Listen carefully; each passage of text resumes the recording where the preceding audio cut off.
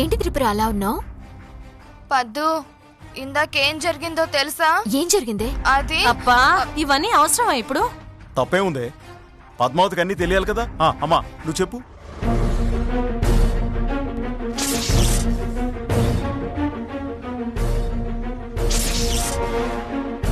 ఒకసారి మీ ముద్దల మరదల్ని చూడండి. నా ఫోన్ కొట్టేసి ఎలా దాచుకుందాం.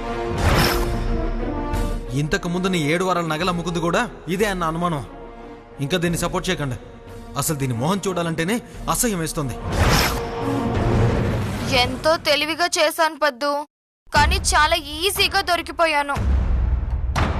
అందుకే అంటారు, కుక్క చేసే పని కుక్క చెయ్యాలి, గాడిద చేసే పని గాడిద చెయ్యాలి అని. ఇదిగో బావా, ఎవరిని కుక్క అంటున్నావు, ఎవరిని గాడిద అంటున్నావు? అంటే పర్సనాలిటీని బట్టి ఊహించుకోవాలి. పర్సనాలిటీని బట్టి ఊహించుకోవాలా? బావా, నువ్వు మర్యాద తక్కువ మాటలు మాట్లాడుకు. ఇదిగో, నా మీద ఆవేశపడ్డం కాదు.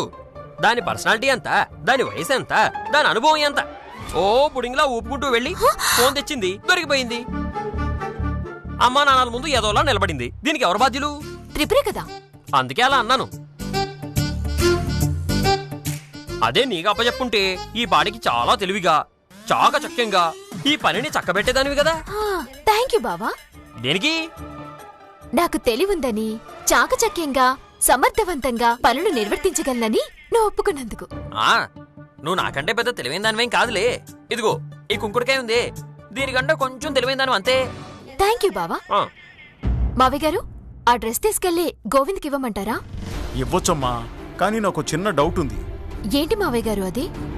నువ్వు రాకముందు ఇంత పెద్ద గొడవ జరిగింది కదా. ఆల్మోస్ట్ వాడు త్రిపురని దొంగని ఫీల్ అయ్యాడు కదా. ఈ డ్రెస్ తీసుకెళ్ళినా వాడు త్రిపురతో నిశ్చితార్థానికి ఒప్పుకుంటాడా అని. అస్సలు అనుమానించకండి మావయ్య గారు. ఈ నిశ్చితార్థమే కాదు, రేపు మాపో త్రిపురకి గోవింద్కి పెళ్లి కూడా జరిపించేస్తాను మావయ్య గారు. దయచేసి నన్ను నమ్మండి. అవును నాన్నగారు, పద్మావతిని తక్కువ అంచనా వేయకండి. ఇది నాతో దొంగ పెళ్లి చేసుకున్నా పర్ఫెక్ట్ గా పెళ్లి జరిపించగలదు. రేపు రాబోయే సీజన్లో దీంతో 100 పెళ్లిళ్లు చేయించి ఆ వచ్చే డబ్బులతో పక్కనే ఫ్లాట్ కొనేసి బిల్డింగ్ కూడా వేయించేస్తుంది. ఆ పైత్యం కాస్త ఆపు. సారీ నాన్నగారు. బావ వెటకారంగా అన్నా అదే నిజం మావయ్య గారు. ఖచ్చితంగా గోవింద్కి త్రిపురకి పెళ్లి జరిపించి తీరుతాను. పద్దు, నా పెళ్లి చేయడం సంగతి తర్వాతే, ముందు ఈ నిశ్చితార్థం సంగతి చూడు. ఈ నిశ్చితార్థానికి కూడా చిన్నబాబు ఒప్పుకుంటాడో లేదోనని నాకు అనుమానంగా ఉంది. నీకా డౌట్ అక్కర్లేదులేవే.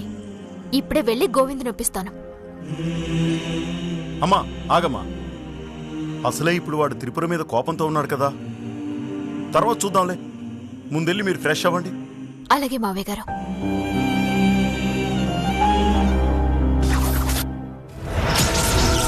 ఓసై పద్మావతి, ఇక్కడ ఈ దామిని ఉండగా గోవింద్కి త్రిపురకి నిశ్చితార్థం ఎలా చేస్తావో నేను చూస్తానే.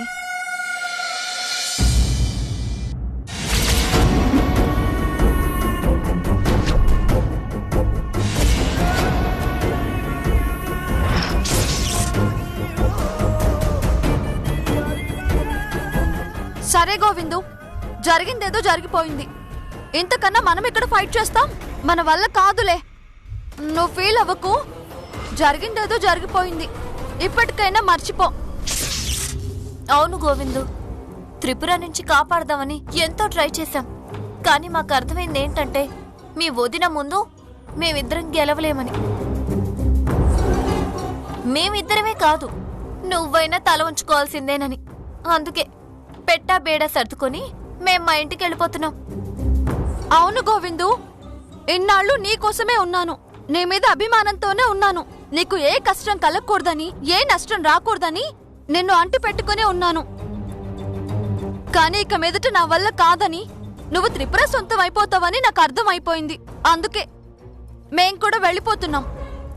ఇన్నాళ్ళ మన స్నేహానికి గుడ్ బై. మీరు ఆగండి. ఏంటి గోవింద్, అసలు ఏం మాట్లాడుతున్నారో మీకైనా అర్థమవుతుందా? ఇంకా నీకు అర్థం కాలేదు గోవింద్. చూసావుగా, నీ ప్రమేయం లేకుండానే మీ వదిన గారు నీ నిశ్చితార్థానికి బట్టలు తీసుకొచ్చారు. రేపు ఇలాగే నీ ప్రమేయం లేకుండా నిశ్చితార్థం కూడా జరిగిపోతుంది. ఆ తర్వాత నీ పెళ్లి జరిగిపోవడం, మీ ఇద్దరి శోభనం జరిగిపోవడం కన్ఫర్మ్. ఆ పరిస్థితే వస్తే మేమిద్దరం దగ్గరుండి మరీ మీ శోభనం గదిని రెడీ చేయడం కంటే ముందుగానే వెళ్ళిపోవడం మంచిదని వెళ్ళిపోతున్నాం. మీకేమైనా పిచ్చి పట్టిందా?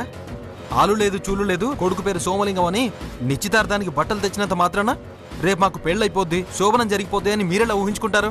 గోవిందు, నువ్వు మీ వదినని చాలా తక్కువ అంచనా వేస్తున్నావు. చూసావుగా, మీ అన్నయ్యకి ఇష్టం లేకుండానే ఆ రోజు తాళి కట్టించుకుంది, మీ ఇంటికి కోడలై వచ్చింది. మీ అన్నయ్య ఏమైనా చేయగలిగాడా?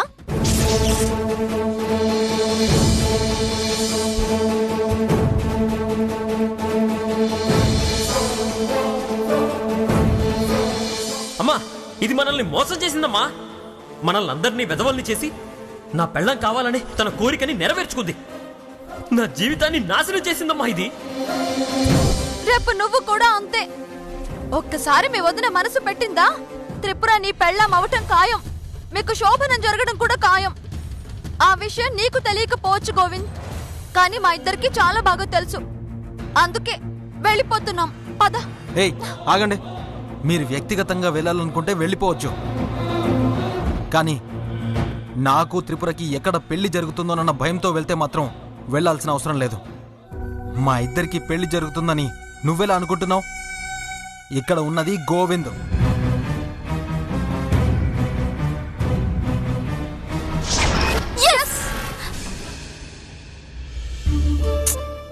ఏంటి ఎంతసేపు అలా చూస్తూ ఉంటావు? భోజనాలు రెడీ అయ్యాయి, మావిగా నత్తే కని పిలుపు. ఏమోనే పద్దు, ఇప్పుడుదంతా జరుగుతుందంటావా? నేనున్నాను కదా, మీ పెళ్లి జరిపించే బాధ్యత నాది. వదినా వదినా, వచ్చావు గోవిందు, నేను నిన్ను పిలుద్దాం అనుకున్నాను. ఇదిగో నీ ఎంగేజ్మెంట్ డ్రెస్ ఎలా ఉంది? చాలా ఆపొదినా. ఆడపెత్తనం బోడి పెత్తనం అని నీ పెత్తనం నా మీద చూపిద్దాం అనుకుంటున్నావా? ఏం మాట్లాడుతున్నావు గోవిందు? నేనేమైనా ఇప్పుడు చేయకూడని పని చేశానా? మీ నిశ్చితార్థానికి బట్టలే కదా తీసుకొచ్చాను. అదే, నాకు త్రిపురకి నిశ్చితార్థం అని డిసైడ్ చేయడానికి నువ్వెవరు? ఏంట్రా అది? ఉదయంతో అలాగేనా మాట్లాడేది? మరి వదిన నా పెళ్లి విషయంలో ఇలాగైనా ప్రవర్తించేది? తను హద్దులు దాటి ప్రవర్తించింది, అందుకే నేను కూడా హద్దు మీరి మాట్లాడుతున్నాను. గోవిందు, ఇది నా ఇంట్లో నా మరిది పెళ్లి అని అనుకున్నాను. అందుకే కాస్త స్వతంత్రం తీసుకొని మీ ఇద్దరి నిశ్చితార్థానికి బట్టలు తీసుకొనొచ్చాను. అదే తప్పైతే సారీ. అమ్మా, ఏంటమ్మా నువ్వు చేస్తున్న పని? నువ్వేంటమ్మా వీడికి సారీ చెప్పడం? నువ్వు చేసిన పని తప్పైతే కదా సారీ చెప్పాల్సింది వీడు. వదిలికి ముందు నువ్వు సారీ చెప్పు, చెప్తావా లేదా? నాకు చెప్పాల్సిన అవసరం ఏం లేదు నాన్నగారు, ఎందుకంటే వదినలాగా నేనేం తప్పు చేయలేదు కాబట్టి. ఇంకొకసారి వదిన తప్పు చేసింది అన్నావంటే నాలుగు తెగ్గొస్తాను, జాగ్రత్త. ఏ తప్పు చేయలేదా నాన్నగారు? నిన్ను. మావిగారు ఆగండి. చెప్పు గోవిందు, నేను చేసిన తప్పేంటి? ఒక దొంగతో నాకు నిశ్చితార్థం చేయాలనుకోవడం తప్పా కాదా?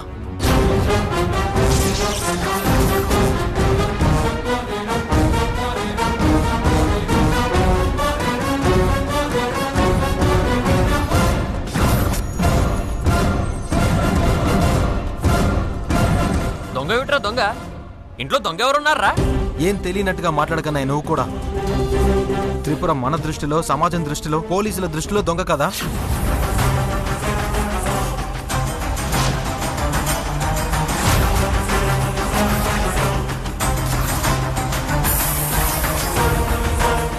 త్రిపుర దొంగ అలా అని ఎవరు చెప్పారు గోవిందు?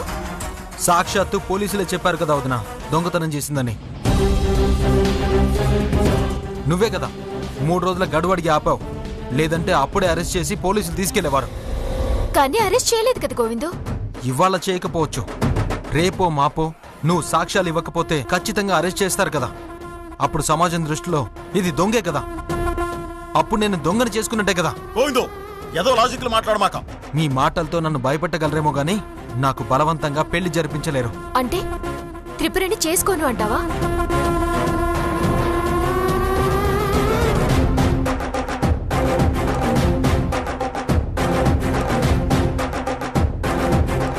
ఏ బావా, నేను దొంగ అంటే నువ్వు నమ్ముతున్నావా? ఏరా అడుగుతుంటే మాట్లాడవేమిటి? ఇప్పటికైనా నీ నిర్ణయం ఏమిటో చెప్పి తగలడు.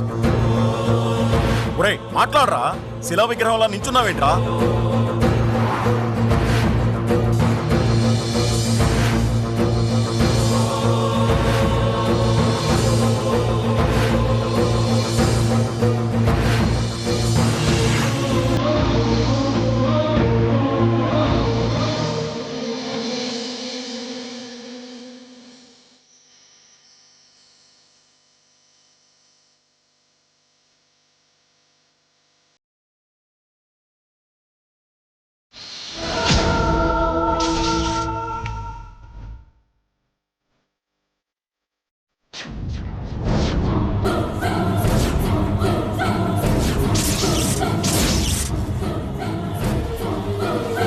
రే గోవిందు గోవిందు రే గోవిందు గోవిందు గోవిందు గోవిందు ఏం చేస్తున్నావు?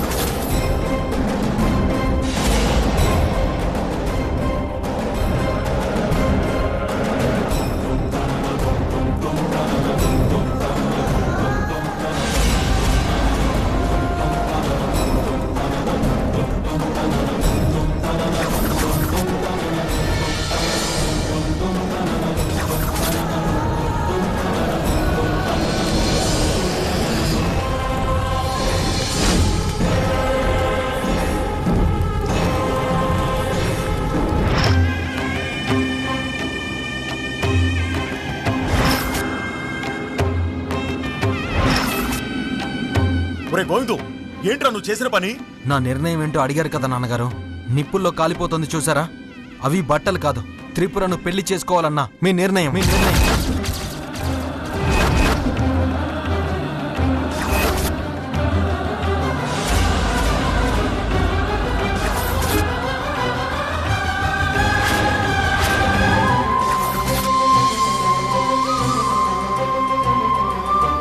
దాన్ని కాల్చి బూడిద చేస్తున్నాను. దీన్ని బట్టి అర్థం చేసుకోండి, ఈ పెళ్లి జరుగుతుందో జరగదో.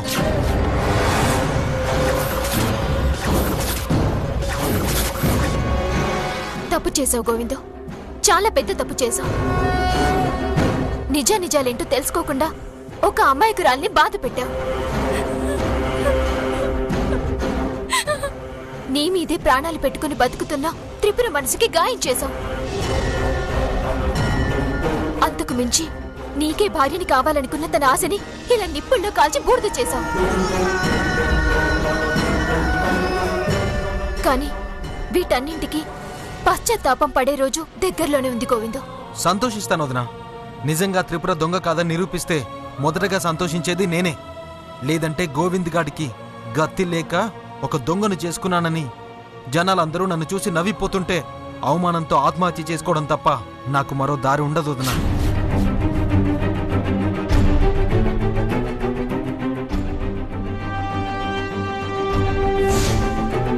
రే, ఏం మాట్లాడుతున్నావురా? త్రిపురని ఇంకోసారి దొంగ అన్నావంటే? నేననడం కాదన్నయ్య, మొన్న నీకంటి ముందే కదా పోలీసులు అన్నారు. నేనేదో ప్రత్యేకంగా కొత్త కథ అల్లుతున్నట్టుగా ఎందుకంత ఫీల్ అయిపోతున్నారు?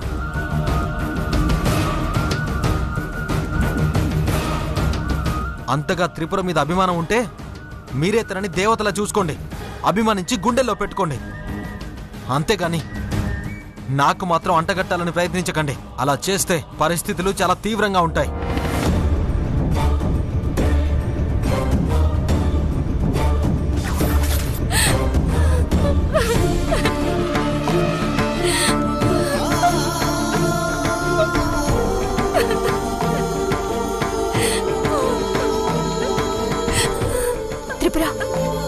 త్రిపుర ఏడవకే.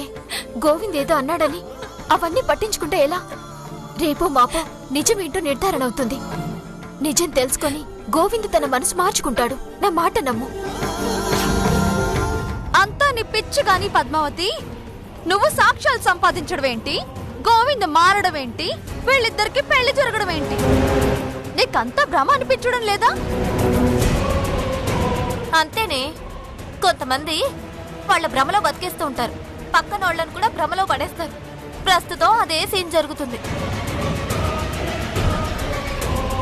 గోవిందు నేను త్రిపురని పెళ్లి చేసుకోను అని తెగేసి చెప్పినా పద్మావతి మాత్రం ఏదో సాధించేయాలని అత్యాశకు పోతుంది. చూద్దాం, విధి ఆడుతున్న ఈ వింత నాటకంలో పద్మావతి గెలుస్తుందో గోవింద్ గెలుస్తాడో. ఏయ్, ఊళ్ళో పెళ్లికి కుక్కల హడావిడి అని మా ఇంట్లో జరిగే గొడవకి మీ హడావిడేంటే? చూడండి, మీ ఇద్దరికీ ఇదే చెప్తున్నాను. గోవింద్కి త్రిపురకి పెళ్లి జరగడం ఖాయం. అలా జరగకపోతే నా పేరు పద్మావతియే కాదు. సరేలే పద్మావతి, అలాగే జరగాలని కోరుకుందాం. ఏమంటావి మాయా? నిజమేనే, పాపం పద్మావతి దురాశ నెరవేరాలని కోరుకుందాం. All the best.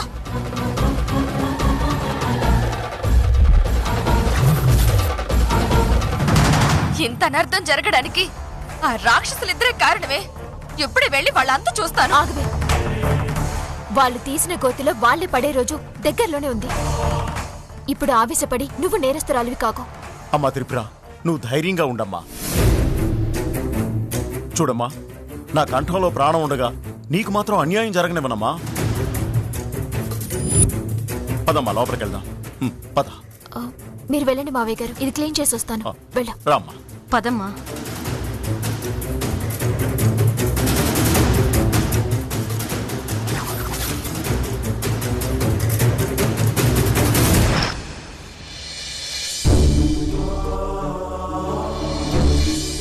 ఇదిగో ఈ డబ్బులు తీసుకో. చూడరా గోవిందు.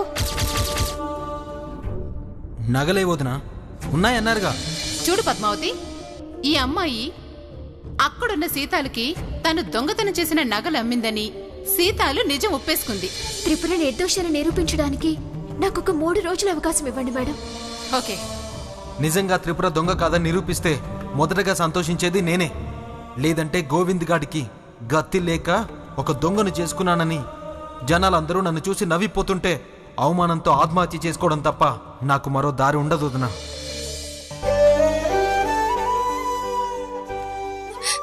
చూసావా పద్దు, నేను దొంగనంట. ఊళ్ళో వాళ్ళందరూ నన్ను దొంగ అనుకుంటున్నారంట. నిజం తేలే వరకు బావ నన్ను పెళ్లి చేసుకోడంట. ఇంకెందుకు ఇక్కడ, నేను మా ఊరు వెళ్ళిపోతాను. ఏ, నీకేమైనా పిచ్చి పట్టిందా? గోవింద్ ఆవేశంలో ఏదో అన్నాడని నువ్వు ఊరికెళ్ళిపోతావా? అంటే గోవింద్ని మర్చిపోతావా? మరేం చెయ్యను పద్దు. బావ నన్ను దొంగ దొంగ అని అన్ని మాటలు అంటుంటే ఎలా భరించాలి చెప్పు? నోరు ముయ్యవే పిచ్చి మొహందానా. వాడు వద్దు అన్నంత మాత్రాన ఈ పెళ్లి ఆగిపోతుందా ఏంటి? రేపో మాపో నిజం తెలీదా? ఆ తర్వాత వాడు తప్పు వాడు తెలుసుకోడా? ఏమో అత్తయ్య, నాకైతే నమ్మకం లేదు. ఈ పిరికి మాటలే వద్దు అంటున్నాను. ఈ రోజున్న కష్టాలు ఎల్లకాలం ఉండవే. త్వరలోనే నిజమేంటో నిరూపిస్తా. నువ్వు నిర్దోషివని నిరూపిస్తా. గోవిందు మనసు మార్చి నీ మెళ్ళో తాళి కట్టించేస్తా. అలా చేయకపోతే నా పేరు పద్మావతియే కాదు. అవునా పద్దు? బావ మనసు మారుస్తావా? నేను దొంగని కాదు అని నిరూపిస్తావా? ఎస్. ఎప్పుడు ఎప్పుడు పద్దు? ఎప్పటిదాకా ఎందుకే, ఇప్పుడే.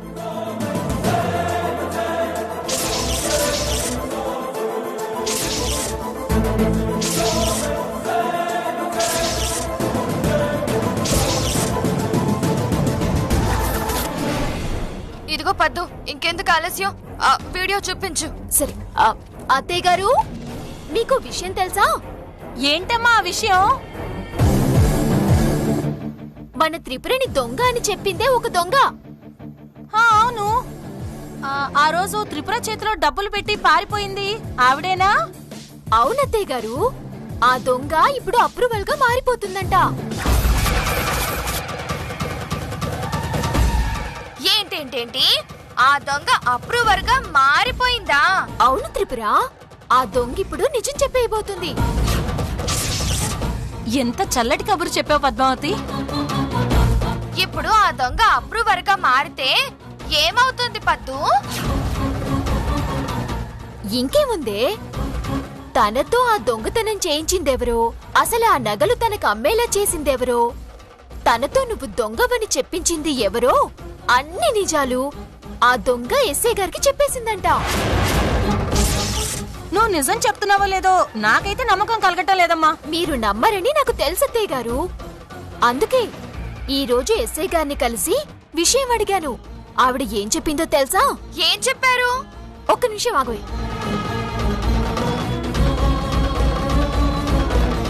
ఏవే అసలు నేరస్తురాలా, నిన్ను అంకుశం సినిమాలో రాజశేఖర్ రామిరెడ్డిని నడి రోడ్డు మీద తన్నుకుంటూ తీసుకెళ్లి నీ చేత నిజం చెప్పిస్తా. చూసారుగా? అమ్మో, నిజమేగా? ఆ ఎస్ఐ చెప్పినట్టు ఆ దొంగ అప్రూవల్ గా మారిపోతే ఎంత బాగుండో కదా. మారకపోవడం ఏంటత్తయ్య గారు? ఖచ్చితంగా మారుతుంది. రేపో ఎల్లుండో నిజం చెప్పేస్తుంది. ఆ తర్వాత అసలు దొంగ ఎవరో బయటికొచ్చేస్తారు. మన త్రిపురకి ఈ దొంగతనానికి ఎలాంటి సంబంధం లేదని రుజువవుతుంది. అప్పుడుంటుంది అత్తయ్య గారు, మన మీద నేరం వేసిన వాళ్ళు, నిందలు వేసిన వాళ్ళకి చింతకు పచ్చడవుతుంది. నిజమే పద్మావతి, ఆ దొంగెవరో నాకు తెలియాలి. అట్లకర్ర ఎర్రగా కాల్చి వాతలు పెడతాను.